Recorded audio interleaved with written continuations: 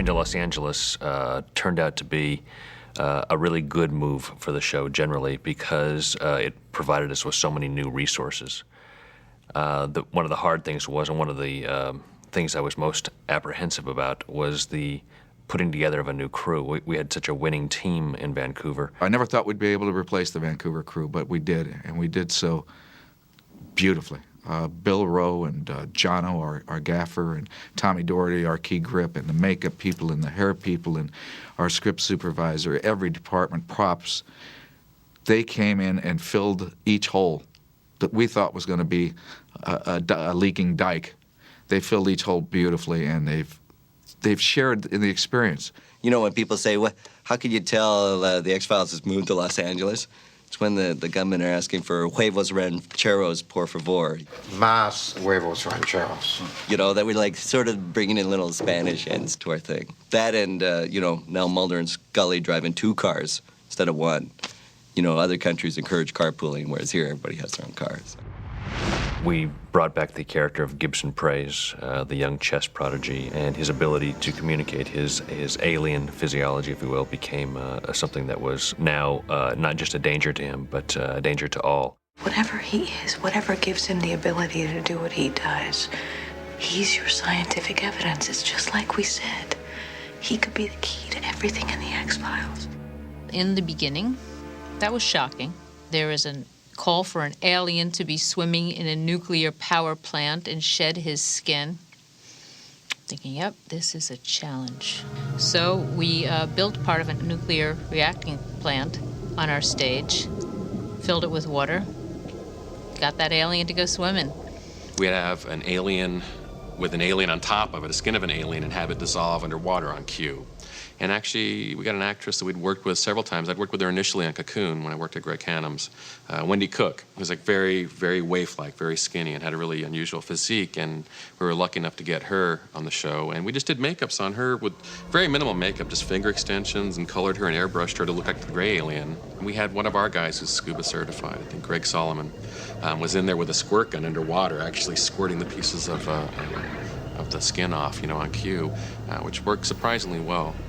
It was great for the crew because they had a lot of different X-Files elements in the beginning to cut their teeth on, to learn how to shoot the X-Files. And to their credit, they did one episode after that with Robbie Bowman called Drive. And by the 3rd episode, which was Triangle, they were an X-Files crew. When Chris first presented the idea of shooting an episode similar to Alfred Hitchcock's Rope, where there were no noticeable edits, it was continuous action. We figured that that would probably change a little bit. It didn't seem really plausible that we would do that. But as Chris brought his vision to everybody else, we started to realize how it could happen. And I said, wouldn't it be great, since we have 44 minutes of programming time, if we just did an episode where we did one 11-minute take, or 4 11-minute takes, and put it all together. And everybody looked at me like I was nuts. What was big for Chris and maybe for me was to have everybody understand that the camera is always moving. And people weren't used to, well, how do we go from scene to scene to scene if the camera's always moving? Well, you pass through a curtain and you use that as a cut. Excuse me. Scully. I suggest you get your Nazi paws off me before you get one in the kisser. No, it's me, Mulder. I had gone to all the actors before, and I said, you have to know your lines. You've got to know them down pat. You've got to, work on them. I go, okay, no problem. Thanks for calling. And I hung up, and then I thought, wow, does that mean I've screwed up all my lines all those seasons? It's a very nervous-making situation because you blow it, and everybody else has to go back to, their first marks and start all over again. Well, that's not too bad, except when your part's in German. So not only did you have to get everything you would normally have to get right, you had to get it right in German. Wo sind die Waffen versteckt? No sprechen. Die Waffen haben Sie an Bord, nicht? I don't speak Nazi. Fortunately, I went to school in Germany for a couple of years, so I had a pretty good grasp of the language. Dieser Mann ist ein Amerikaner. Es heißt, Sie wollen mehr Leute an dem Krieg beteiligen. But at one point, there was a line that I was saying, and I didn't understand why I was saying it, and because it didn't make sense in the context of the scene. So I went to Chris and I said, "Why am I saying this?" And he said, "Well, what are you saying?" And I told him, and he goes, "Why are you saying that?" I said, "Because that's what's in the script." And he goes, "That doesn't make any sense." And then he told me just to go ahead and make up something that made sense. The second act, which is one long scene that travels through the FBI and ultimately ends up in the FBI parking lot with Scully getting into a Volkswagen van and driving off. There were the set decorator and the props people were, when the elevator doors would close in that scene, they'd run and they'd redress the scene, and when the elevator doors would open again, you would never know that they had been there, but in the dailies you can actually hear them hustling off camera when those doors close and hear the movement as they just barely would make it before the scene would start again with the opening of the elevator doors. If a guy got punched or something, I'd literally be off camera and jump in as the camera was facing another way and quickly like put a slash on him with some blood, and then the camera would come back so it looked like it just started to, bleed. It was really fun. It was like an action makeup thing. Dreamland was an attempt once again not to repeat ourselves. And we came up with this idea that was pretty far out, even for the X-Files, a body switching episode. And the comedic possibilities were endless. And we realized as we were working it out, John Shive and Vince Gilligan and I, that we couldn't resolve it all in 1 hour. And Chris Carter said, make it 2 hours, which never would have occurred to us because it was a funny episode, and we've never done a two-part funny episode. It's a classic fish out of water situation. And what's the scariest thing for Agent Mulder to be involved with? The man who has fought fluke worms and chased, alien craft and fought government spies. What's the scariest thing to do with this guy is to put him in a house with a wife and 2 teenagers. Oh, for God's sake, Morris. A nose ring! She said she wants a nose ring!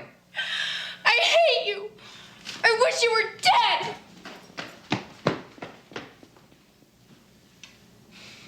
Well, my work here is done. Dreamland. That's where Mulder and Michael McKean changed bodies. Will you please stop trying to pick a fight with me? Mulder, you are acting bizarre. Jealous?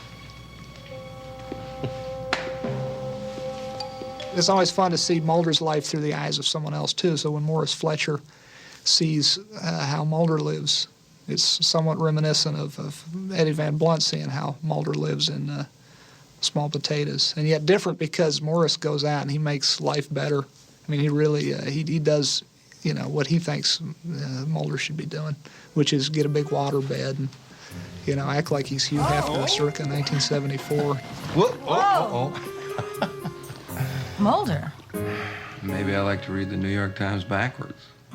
The Marx Brothers dance, as far as I know, it's only the 3rd time it's been done in film. The Marx Brothers did it in Duck Soup. And then Chico and Lucy did it on the I Love Lucy show. And then I think David and Michael, as far as I know, it's only the 3rd time it's been done. And we hired a choreographer, and we built, there was no trickery in that. That was the 2 guys mirroring themselves. Well, they rehearsed it for 4 or 5 days, and we built the closets. We had the mirrored frames in, but there was no mirrors in it. It was a double set, so that there was 2 sets. And the guys got that, I think it was take 12. They got it just almost perfect. Morris, what are you doing? We had been spending a lot of Fox's money. In the 6th season, we were learning how to do the show in LA, and it was expensive and time-consuming, and we kept promising them we were going to do an episode that would save them a lot of money. We were going to do something that took place in one room. And these are always a challenge because you've got to figure out how to tell an X-File, which usually has a lot of movement, a lot of procedural quality to it. You've got to figure out how to stage a scary story in a confined space. Corey Kaplan, our set designer, built this wonderful, wonderful set in which you're supposed to go from one room into another room, and it's the same room, and which was quite a challenge to pull off a room like that. It had bookshelves where the books would fly out, trapdoors. It was great fun. Ed Asner and Lily Tomlin really came to the plate on that. This pop psychology approach is crap. All it does is annoy them. When's the last time we actually haunted anyone? When was the last time we had a good double murder? Not since the house was condemned. There were a couple of very elaborate effects, and they required very precise camera moves, green screen, special makeup. Ed Asner had a fluorescent orange hole on his head for most of a scene, which was kind of comical in itself, which would later be turned into a visual effect. Lily Tomlin had the same thing. She had a hole placed, I think it was orange too, on her nightgown here that would be a special effect. So it looked rather ridiculous in the shooting of it, but I think the effect in the end was terrific. Look at this. We had to do mummified corpses, actually, they're here. One of Scully and the one of Mulder back there. We had to do these mummified corpses of them. And for this, we requested the live casts that Toby in Canada had originally made of them on the show previously for some other effects or makeups that he had done. And from that, we made clay replicas of them and actually just carved away on their faces. We wanted to retain a subtle amount of their features. It was one of those things where initially in meeting with Chris, he wanted them to be initially recognizable as them. Then he wanted them to be kind of a 50-50 thing, where when you first saw them, you didn't quite recognize them. Oh, Scully. That's us. Then you kind of see, oh yeah, that is them. So we had to have that beat of that kind of gap dramatically, which to me really worked well from a dramatic standpoint, but from a design standpoint, it made it difficult for us to find that balance, where once you knew it was them, you'd recognize it, but if nobody told you, you wouldn't. So that's an example of how, we're treading this fine balance design-wise to accommodate a story function. You ever had one of those days, Scully? Since I've been working here, yeah. The funny thing about Monday is people seem to really like it a lot, but people always sort of smiled and said, well, you're sort of ripping off Groundhog Day, aren't you? With this day that keeps repeating over and over again. And I say, we're not ripping off Groundhog Day, we're ripping off the Twilight Zone. It was kind of a departure for us at the time because it was one of the first, it was sort of a Twilight Zone kind of idea episode, a what if. And we usually, in X-Files, it's usually what's the case. And here's a case that Mulder doesn't even know is a case. He doesn't even know what's going on because he's repeating the same events over and over again. So it was very unusual for us and kind of an experiment, and I thought it came off very well. What an interesting challenge to tell the same story 4 different times in the same location with the same actors. And I found a way, it came to me very easily too, I was shocked. I found a way to shoot each sequence and give each sequence a different look. And it just worked. We honestly didn't know how to get him out of this loop. We had him in this loop of every day he walks to a bank and the bank ends up being destroyed and Mulder and Scully end up dying somehow.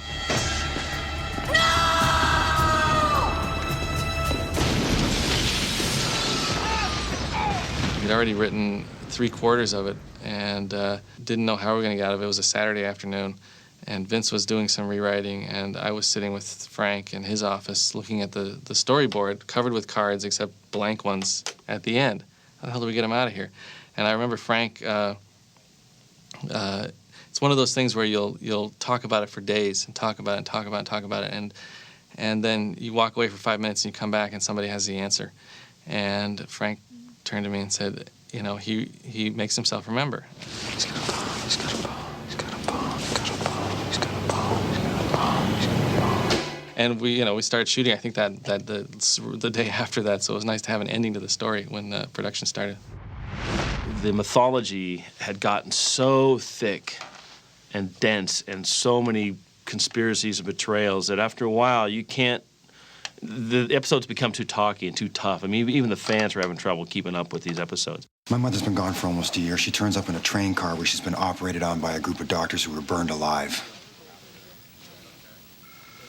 I just want the truth.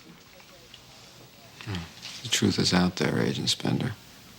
Maybe you should find it for yourself. We thought, are we going to carry on with this conspiracy and continue to complicate it? Or are we just going to do something no one expects and go ahead and blow up the conspiracy?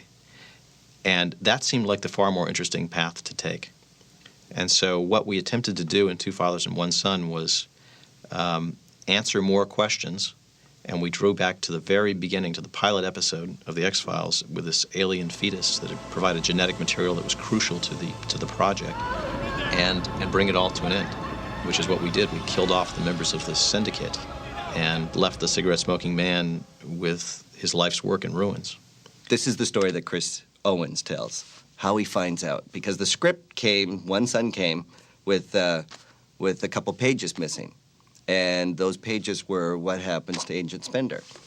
So Chris Carter calls Chris Owens, and they're talking on the phone, and he goes, yeah, listen, I don't want you to, be upset or anything, but you get shot in this episode. But they don't find a body. So, you may come back, because that's the beauty of X-Files. Nobody really dies on the X-Files. Yes, you see them shooting and writing names of blood, but it doesn't mean you're dead, per se. I came here hoping otherwise. Hoping that my son might live to honor me. Like Bill Mulder's son. He hangs up the phone, and silently, under the door, slips the actual the one scene where he gets shot. It's just quietly slipped under his door, like the courier was just listening at the door for Chris to tell him before he actually gives him the information. And slightly, it's just like, shh, and then he just like looks at it and thinks, oh my God, I'm in an X-Files episode. How creepy is this? You can look at the show as pre Two Fathers, One Son, post Two Fathers, One Son. A new conspiracy really developed after these two episodes, and while it became its own independent conspiracy, we see that there was a connection between the two. Why were you with him last night? He called me. I found him in a university stairwell. He could barely speak. He said I was the only one who'd believe him. About an artifact. You're a liar. The relationship between Fowley and Scully is a lot of fun, actually, because clearly Scully doesn't like her, doesn't trust her, feels threatened by her, is definitely threatened by Diana's past with Mulder. Thank you for coming. He was asking for you last night. When he's sick and I'm in Mulder's apartment, the word that I got, because I think at the end of that scene you see me pulling my top off, I'm going in for the kill. I received a call from Agent Mulder this evening. He was in a particular state of distress. I don't know why, but I'm staying here until I find out.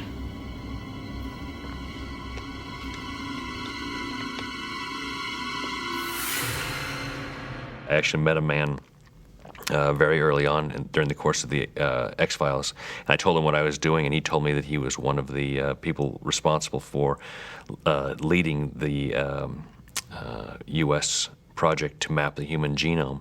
And I became very interested in what he was telling me, and I realized this was exactly what I wanted to do with the show. It was fun for us, particularly working on biogenesis, because we got to approach the whole idea of aliens and humans from a completely different point of view. No longer do we have to deal exclusively with black oil and white-haired men conspiring.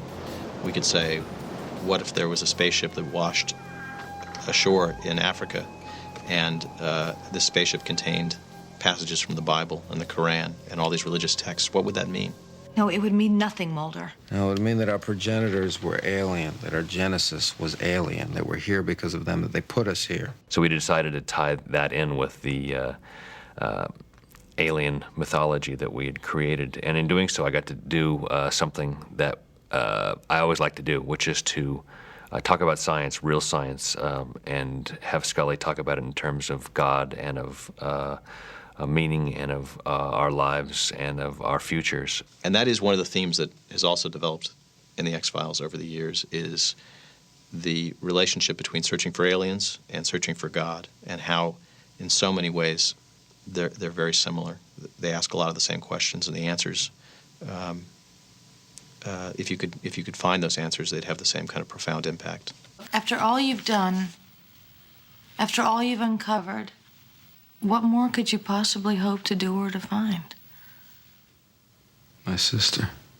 Ultimately, we would choose to, in season 6, really get rid of the conspiracy and to let the audience, the fans, understand that we were moving into new territory. If we'd been telling one long novel through all the mythology episodes the first 6 years of the series, this was a a chapter in a new book. LA just opened up a whole new world for us in terms of locations, looks. What it also provided for us was a tremendous acting pool. We had used actors on the X-Files, 5, 6, 7 times in different parts, and here in Los Angeles we had the biggest pool of acting talent in the world probably, and it was really refreshing to see new faces. I think it gave the show a new look. What we lost in free atmosphere in Vancouver, we gained in so many ways in Los Angeles.